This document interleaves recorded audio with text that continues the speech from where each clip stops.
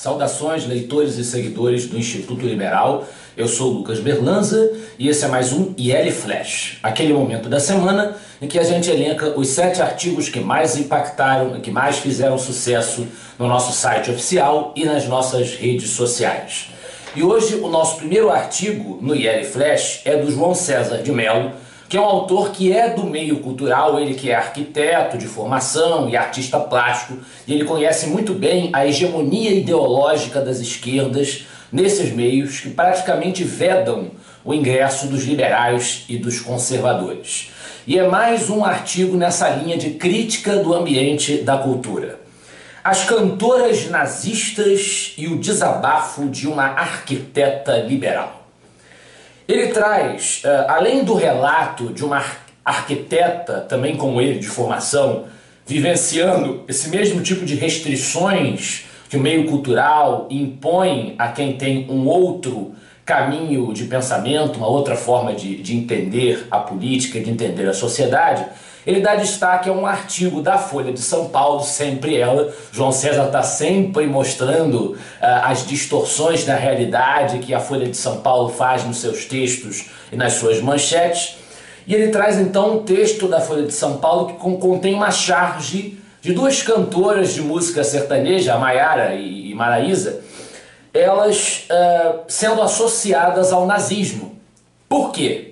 Simplesmente porque elas não disseram nada, não emitiram a sua opinião, não fizeram a sua postagem na rede social, com uma crítica ao comportamento do ex-secretário de Cultura do governo Bolsonaro, Roberto Alvim, que fez aquele vídeo ridículo lá, que todo mundo viu, que já foi tema de vários artigos aqui no Instituto Liberal e no próprio IL Flash, em que ele faz uma espécie de paródia, de paráfrase do Joseph Goebbels, o ministro da propaganda de ninguém menos que Adolf Hitler. Ora, nós chegamos ao ponto em que para essas esquerdas que se consideram as grandes baluartes da liberdade, da independência, da autonomia, do respeito às diferentes opiniões, às diferentes posições, né? Nós chegamos ao ponto em que essa gente vai implicar com quem não disse nada. Quer dizer, o fato de não terem dito nada sobre um assunto que não diz respeito à atividade que elas exercem como figuras públicas, fez com que essas cantoras pudessem ser associadas pela Folha de São Paulo ao nazismo, né? É o cúmulo da tirania, isso é o cúmulo do espírito totalitário e uma ofensa que merece total repúdio do cidadão de bem, da pessoa consciente. Mudamos então para um texto completamente diferente, mas ainda sobre imprensa. É a análise técnica de uma manchete do G1 que diz o seguinte: rombo das contas externas sobe para 50 bilhões de dólares em 2019, pior resultado em 4 anos. E aí o João Luiz Mauad vai pegar esse artigo e fazer no título do seu texto no IL a seguinte pergunta: devemos nos preocupar com esse tal rombo nas contas externas? E o que ele vai fazer é uma análise do verdadeiro significado dessa expressão. O que é esse rombo nas contas externas? Ele explica que esse rombo nas transações correntes, que é a expressão técnica adequada, é apenas uma identidade contábil, não é uma dívida ou uma obrigação que precisa ser paga. Em outras palavras, geralmente, pelo menos na imensa maioria das vezes, esses rombos, esses buracos que estão sendo contabilizados aí, que consideram que sejam os maiores em 4 anos, né? Eles são de transações entre entes privados, né? Pessoas e empresas, não elementos internos ao Estado. O que significa que não há, por parte do Estado, ônus e bônus, são as instituições privadas que vão pagar. Haver um rombo maior nesse departamento de transações correntes, ao contrário, indica que a economia está agindo, que a economia está em movimento, porque significa que há mais investimentos externos, que há mais relações entre entes privados acontecendo. Então, sob certo ponto de vista, o Mauad considera que isso é bom, né? Ao contrário do que indica a manchete do G1.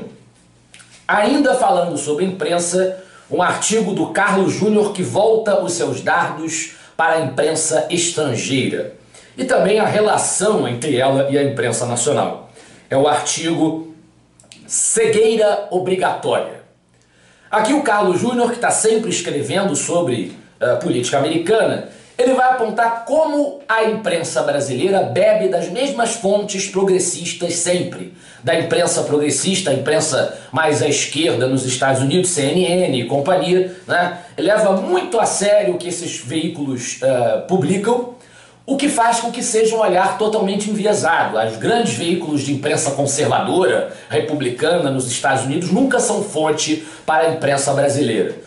Isso levou, por exemplo, a que alguns jornalistas brasileiros levassem a sério a possibilidade ridícula, e hoje já claramente anulada, desmentida, de que o presidente Donald Trump fosse ser prejudicado na sua popularidade, na sua posição política, pelo processo de impeachment movido pelo Partido Democrata. Na verdade, o que se constata nas pesquisas hoje é que a popularidade dele subiu, o que mostra que foi um tiro no pé dos democratas. E agora nós tivemos aí no discurso do State of the Union do Donald Trump, a presidente da Câmara Democrata, Nancy Pelosi, rasgando um papel com o discurso do Trump, discurso em que ele fazia reverência a muitas personalidades americanas, inclusive figuras ligadas aos veteranos, aos guerreiros, ao exército americano que luta até hoje em conflitos ao redor do planeta, o que foi um grande desrespeito, um gesto de derrotada e um tiro no pé, mais uma vez, que o Partido Democrata vem dando, pavimentando, como diz o Carlos Júnior, o caminho para uma reeleição de Donald Trump.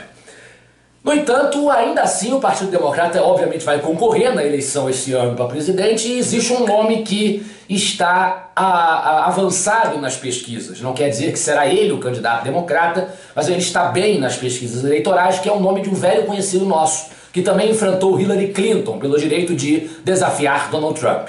Trata-se de Bernie Sanders. E o outro artigo também do Carlos Júnior, ainda sobre política americana, é uma análise do Bernie Sanders. Bernie Sanders e a decadência americana.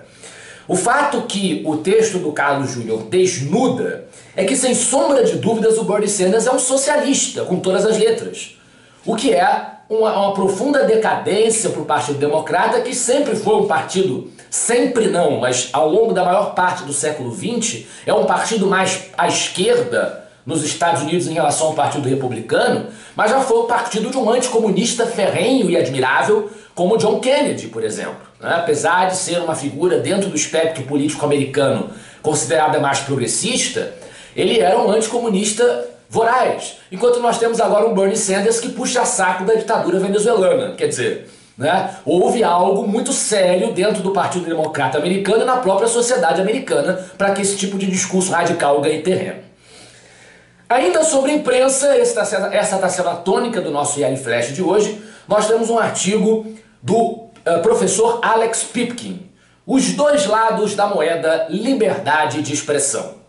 Ele aqui aponta que, apesar de os liberais terem a obrigação de serem defensores da liberdade de expressão, a mais ampla possível, existe o lado ruim da moeda, que é o utilizarem a liberdade de expressão, o espaço da imprensa, para defender, na maior cara dura, regimes totalitários, principalmente os regimes da extrema esquerda, que gozam de algum prestígio ainda na sociedade. E ele cita os casos de Luiz Fernando Veríssimo e do historiador Eric Hobsbawm, que defenderam os regimes totalitários comunistas, passaram pano para esses regimes em alguma medida em artigos. Ele cita lá os artigos, mas conclui, obviamente, que nada disso, apesar de ser incômodo, é motivo para que os liberais abandonem o valor da liberdade de expressão. Respeitar os direitos individuais, como o da consciência, como o da expressão, sempre será um fundamento liberal. E aqui no artigo seguinte, do Roberto Rachevsky, o autor vai contrapor esses direitos individuais, essas prerrogativas individuais que o liberalismo reconhece, aos chamados direitos humanos que as esquerdas sustentam. A verdadeira violação dos direitos humanos.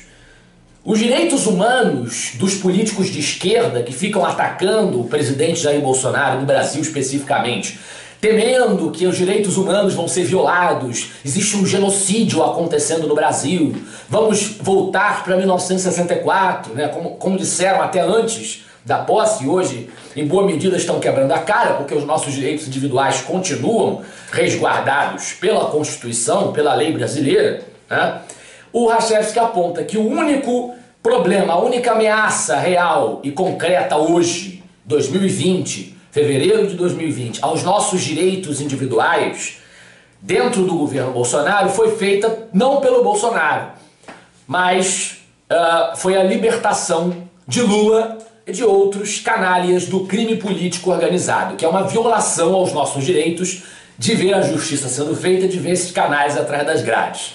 Esse é o ponto de vista que o Roberto pontua no seu artigo.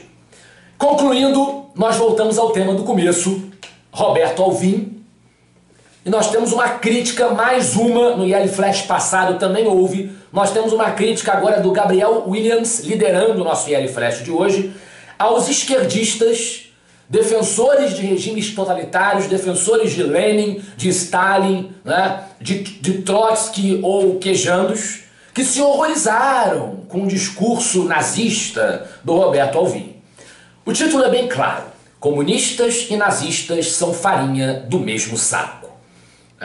Do mesmo modo, ele aponta que declarações absurdas e treslocadas de simpatia a regimes comunistas e a líderes comunistas não significam que está sendo preparado uma guerrilha de esquerda no Brasil para tomar de assalto o poder, e realmente não significa. Ninguém vê uma Thalíria Petroni, um Jonas Manuel, esses influenciadores comunistas que apareceram aí, liderando uma luta armada contra o governo Bolsonaro para derrubar a Constituição. Ninguém enxerga isso acontecendo na realidade.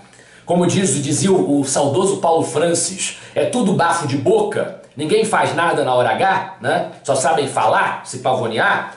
Também não significa que um maluco que nem o Roberto Alvim, gravando um vídeo como aquele, esteja inaugurando a era nazista no Brasil, né? São evidentemente performáticos, absurdos, ridículos, mas performáticos. Na prática, não haverá reprodução desses regimes no contexto brasileiro. No entanto, se houvesse algum risco, quer de uma ameaça nazista, quer de uma ameaça comunista, os únicos que realmente têm condições morais de se revoltarem contra isso, de erguerem a voz contra isso, são os democratas. Sejam eles liberais, sejam eles até sociais-democratas, mas são aqueles que são a favor de fato de liberdades e de direitos individuais. E não aqueles que queiram substituir um regime totalitário por outro, qualquer que seja a sua cor. Esse foi o nosso IL Flash de hoje. Eu espero que vocês gostem dos artigos. Semana que vem estaremos de volta. Afinal de contas, para nós, você é a parte mais importante da sociedade. Até a próxima.